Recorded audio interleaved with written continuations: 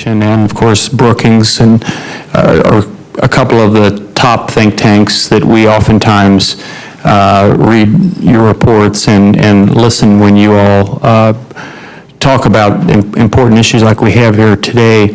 And obviously, we're way down the road on health care, for the most part, being provided through one's employer. It didn't really have to be this way from the beginning. I'm just curious as to what your thinking is, because I've heard you speak at a number of different forums in the past.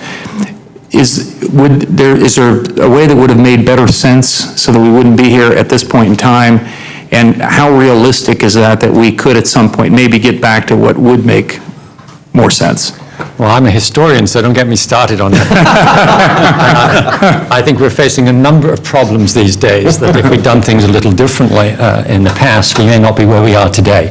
But anyway, I think that when I look at this, and actually when I look at it as somebody who is an immigrant to the United States, albeit having been here for 30 years, you're right. I mean, when you start looking at the American system, and as Len said, you've got employers here having to, as they're trying to make something, having to worry about how sick might their employees be.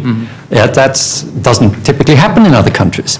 You have employees shopping around for employers, wondering whether their benefits package is going to cover their problem. That's a problem too. And part of the root here, I think, is the tax treatment, which many people have pointed to, that skews us to go down a certain road. And I think we've all said that needs to be addressed, and we need to make some steady changes in that to move the subsidy more to the person and away from another institution.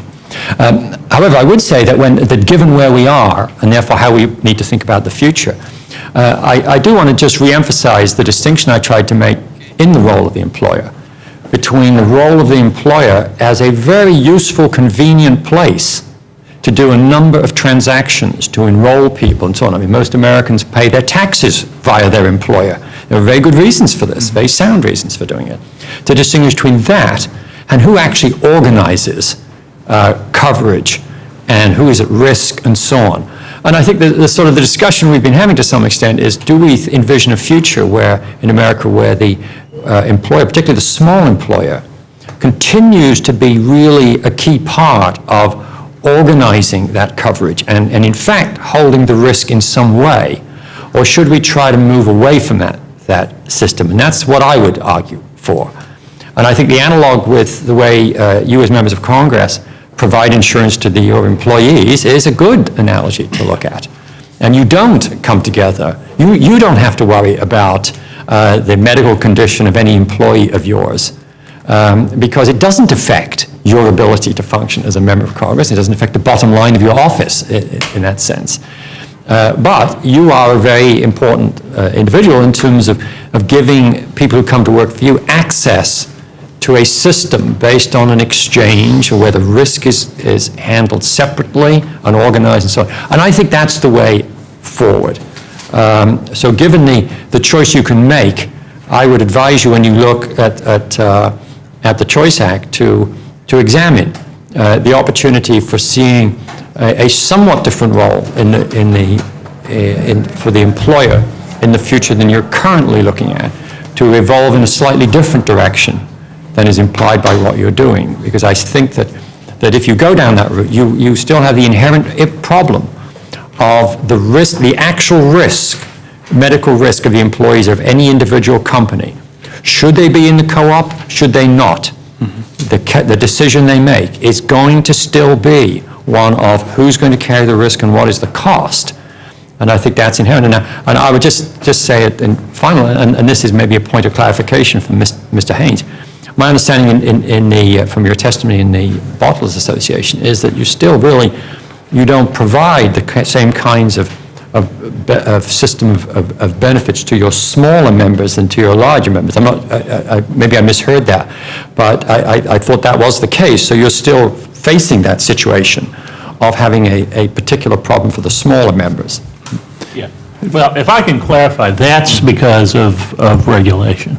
That is not a choice on our part. The system but of state we're still regulation. facing that So we are going to come up with a solution for our small members. I am committed to doing that, and it is going to be based upon a captive. One way or the other, we're going to do it. It's just, we're going to struggle to be effective if we don't have some help financially in overcoming the competitive handicap that we already face because of the administrative cost gap. Okay. But we are going to do it. And if I could just comment briefly, I think that the workplace is a very natural place for employees to get their health care insurance. Now, you can argue whether we might be better off if they didn't, but if you consider the fact that, that retirement is primarily coming through workplace-based 401k plans, that we provide a whole range of benefits programs that we administer, I think it's both current reality and frankly, fairly natural for employees to look to the workplace for help on their health care. After all, I think small business is concerned about the health and welfare of their employees separate and apart from the cost component of it.